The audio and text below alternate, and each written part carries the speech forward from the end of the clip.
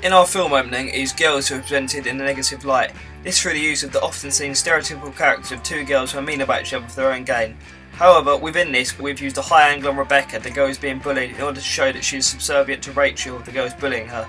Example of this is when she's sitting on the computer watching the video, because the camera is pointing down on her in order to make her seem less important within the scene. This is meant to give the audience mixed feelings about the two girls, because whilst they initially have sympathy for Rebecca as she is picked on, over the course of the 2-minute film opening, they will lose most of their sympathy.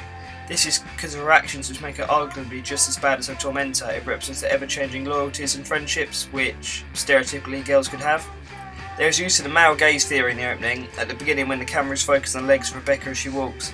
This is a different use of the male gaze theory to one which is usually seen in films, because it's using the character who is not supposed to be as stereotypically attractive as the other one.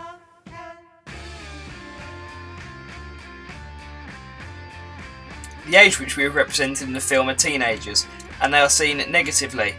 Whilst the audience doesn't know the reasons as to why the events of the opening are occurring, it shows the often repeated negative stereotypes of teenagers. It shows the aggression and anger which is built up within the two girls. This complies with the stereotype which is usually associated with teenagers, as there are thin loyalties which can be broken easily.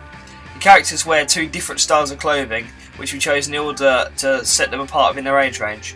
Rachel wears bright, colourful clothing which immediately tells the audience she's a lot more popular and thinks of herself more highly than Rebecca, who wears dark clothing and makeup. This also allows the audience to fit them into different teenage stereotypes within their head. For example, describing Rebecca as an emo. By creating two vastly different teenage characters, we will allow the target audience to see elements of themselves within the media product, which the use in gratification theory would suggest that they would watch the media product in order to gain.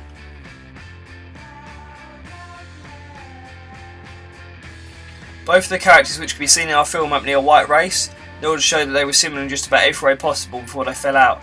This means that we don't show any races being dominant within the opening, although later on in the film a mixed race character called Angel is portrayed as being more important than Rebecca. It shows a role reversal, as usually should be the character who didn't fit in.